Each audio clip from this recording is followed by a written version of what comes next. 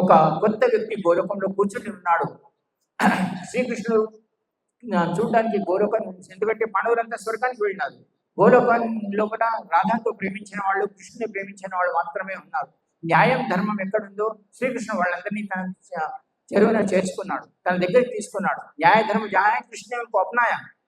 तब अंदर जैसे ही द्रोणाचार्य आए, देखे कि कृष्ण के बगल में बहुत सारे सिंहासन में, एक सिंहासन में एक दिव्य आदमी द्रोणाचार्य को लगा कि इसको तो कहीं मैं देखा है, इसको कहीं मैंने देखा है। तो वो व्यक्ति तो जैसा ही द्रोणाचार्य को देखा वो उठकर खड़ा हो गया। तो द्रोणाचार्य ने कहा, प्रभु ये कौन व्यक्तित्व है? तो कृष्ण हंसे। अर्जुन ने पूछा ये कौन व्यक्तित्व है? तो बोला यह एकलव्य है जो मेरे पास आया है। उनके आश्चर्य का ठिकाना न रहा द्रोणाचार्य का कि एकलव्य गोलोक में, और हम स्वर्ग में जा रहे हैं, आप स्वर्ग से नीचे आ सकते हैं, आपने इसको अंदर कैसे आने दिया? श्री कृष्ण कहते हैं, हे द्रोणाचार्य, मैं अधर्म को और अन्याय को सहन नहीं कर सकता हूं, के साथ चला, मैं उसका ही व्यक्तित्व हूं। तो बोले हमारे से क्या, मैंने कौन सा अन्याय किया? और मैं, अर्जुन ने कहा, प्रभु मैं तो आपके साथ था, मैं कौन सा अन्याय किया, मैं कौन सा अधर्म किया?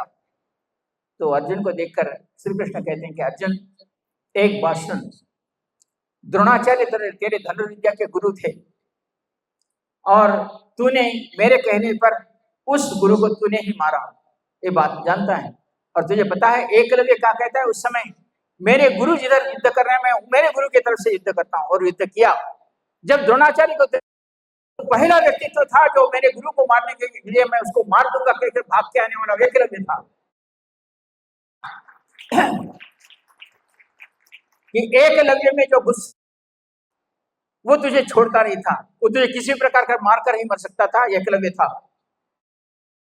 मुझे तेरी रक्षा करनी थी, क्योंकि मैं तेरा बाद में जो गुरु बना, की जो क्रिया हुई थी, मैंने मेरे बाण से लेकर एकलव्य को मारा।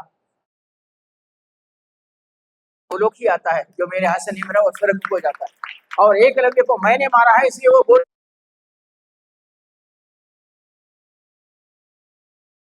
द्रोणाचार्य ने कहा, प्रभु मेरा कहना क्या है? तो द्रोणाचार्य को कहते हैं कि द्रोण, तुम स्वार्थवश कि मेरा गुजारा कैसे, अर्जुन को सहायता की, उसके प्रेम को भी नहीं देखा।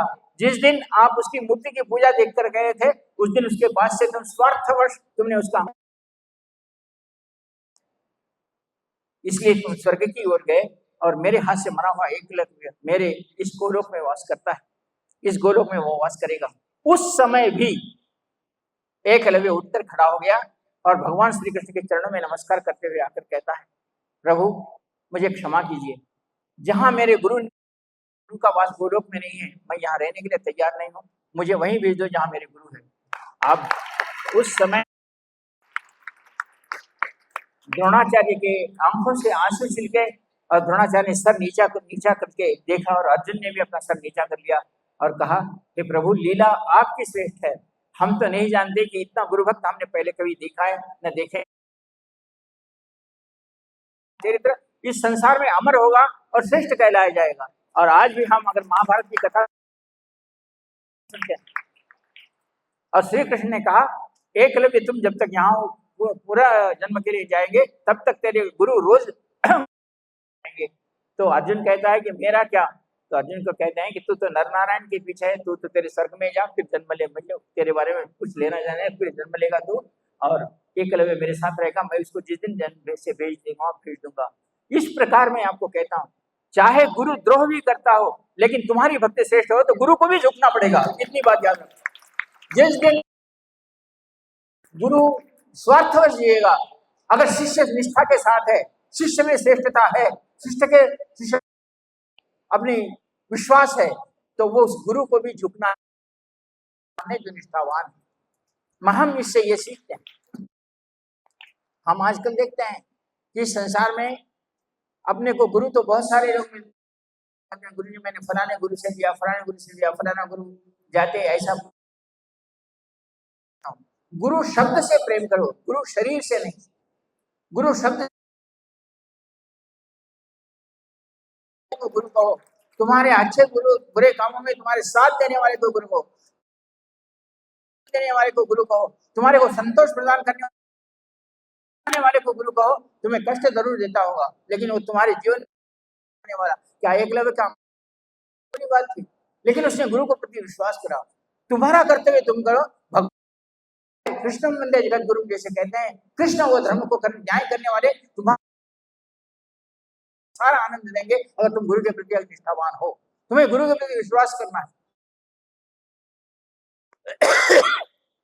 मेरे पास अब नहीं कहना चाहिए, पर पूज्य सदगुरुदेव जी के शिष्य है या मानने वाले। गुरु जी ऐसा नहीं हो सकता क्या 5 दिन में हम साधना करना पड़े, 10 दिन में कर सकते हैं क्या? अरे गुरु के वचन को तो मानो। गुरु स्फटिक माला नहीं है तो चंदन माला से कर सकता है क्या? ये वहां से आरंभ हो जाता है। यहाँ से आरंभ होके क्या करता है, उसको 51 माला बोलो तो गुरु जी 5 माला से नहीं हो सकता कि मेरे को ऑफिस से। अब गुरु क्या सर फोड़ ले, इसके क्या करें? साधना करते समय వాళ్ళ ఎంత కావాలో అంత ఎందుకు నడవరా నాయన పరిగెత్తుందండి, నేను పరిగెత్తు పో. గురు వాక్యాన్ని ఆరంభం చేయకుండా ఇవన్నీ అడుగుతుంటారు. గురువు ఒకసారి మాట్లాడిన తర్వాత దాన్ని పాటిస్తాను అన్నవాళ్ళు నీవు ఎక్కడ కాకుండా నీ మనసు దగ్గర పెట్టుకుని విశ్వాసంతో నా గురువు నా జీవితంలో జ్ఞాన నా గురువు రమ్మన్నప్పుడు వెళ్తాను అని అనుకుని నువ్వు నడిచినావంటే దేవుడైనా సరే నీవు अन्याय చేసిన వాడు ఎవరు కూడా శ్రేష్ఠుడు కాదు। करने वाला भी चाहे कोई भी हो उसे सत्य होना, लेकिन तुम्हारा के प्रति, उस गुरु शब्द के प्रति, उस गुरु निष्ठा के प्रति, उस गुरु देवता के प्रति हमारी निष्ठा श्रेष्ठवान हो, भाग्यवान हो, तो वह क्या करेगी? गुरु जी मेरे पास प्रेत वाला है, मेरे गुरु ने जब कहा ये तू मर जा, गुरु के वचनों को याद रख, तेरे को गुरु जी बचाएगा। तो नहीं मानता, तू बार बार अकेले क्या तुझे गुरु गले लगाए, तुझे गुरु जी का अभिषेक करें, क्या करें? तू तेरे कर्मों का फल देने के लिए उसे थोड़ी काट के देने वाला एकलव्य, अगर उसने अंगूठा काट के नहीं देता तो क्या आज होता था? तो गुरु के वचन को मानकर चल, श्रेष्ठ बनने में जो तेरा नाम लिखा जाए, तो उतना श्रेष्ठ। रामकृष्ण परमहंस को देखते विवेकानंद एक ही बेटा अपने माँ बाप, वैसे उसको रामकृष्ण परमहंस ने कहा तो संन्यास ले ले, बाप को कौन देखेगा, बहन की शादी कौन करेगी? के लिए विवेकानंद ने विचार नहीं किया और रामकृष्ण परमहंस के वचनों पर कहा कि मैं संन्यास। गुरु का वचन ने पालन किया था। हम जब तक ये गुरु के वचनों को पालन करने की विद्या नहीं सीखते, गुरु जैसे चाहे मर जाना पड़े, हमारे पुण्य का विचार नहीं करना चाहिए।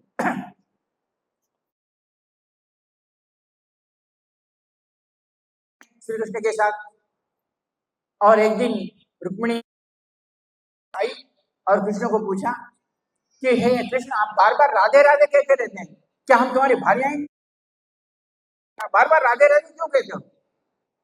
अब कृष्ण को लगा कि इसका उत्तर तो मैं मुंह से तो जवान से।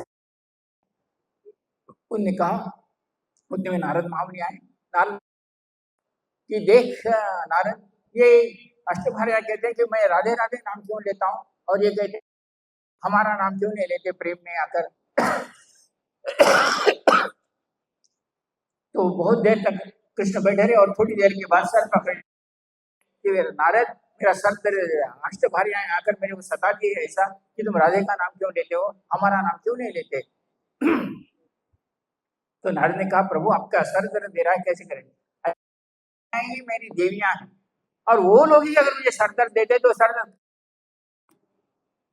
नारद ने कहा, कुछ तो उपाय होगा प्रभु, बोलो। न सर दर्द से कृष्ण सो गए और सर दर्द अष्टभार्याएं आई, खड़े रही, क्या करना है क्या नहीं, कोई चंदन लगाया, कोई कुछ लगाया, कुछ लगाया, कुछ करने से कम नहीं हो रहा। आखिर में नारद ने कहा, प्रभु का उपाय आपको ही मालूम है, आप बोलो। నీ యొక్క తలనొప్పి యొక్క వైద్యం ఏంటిదో నీవే చెప్పుతుంటే మాకు తెలియదు, పెట్టిన అవట్లేదు, వైద్యుడు పెట్టిన ప్రిడిక్షన్ అవట్లేదు, ఆ తలనొప్పి ఎలా పోతుందో చెప్పు। श्री नारद, क्या बताऊं तुझे कि जो लोग अपने चरण की धूली తీసుకొని నా తలపైన రాస్తారు, నా తలనొప్పి పోతుంది, मेरा सर दर्द चल जाएगा। नारद भाग गए, कहीं अरे नारद तेरी शरण की धूली लगा, क्यों मुझे पाप में जाके नरक में भोगना, अभी मैं यहाँ से खड़ा हूँ। अष्टभार्याएं, क्या प्रभु, क्या ये कोई दवा नहीं? जो चरण धूली लगाएगा मेरे सर को, मेरा सर दर्द कम हो जाएगा। अष्टभार्याएं क्यों पाप में डालते हो? पति को कोई अपना शरण की धूली लगाकर सर पे लगाते हैं क्या?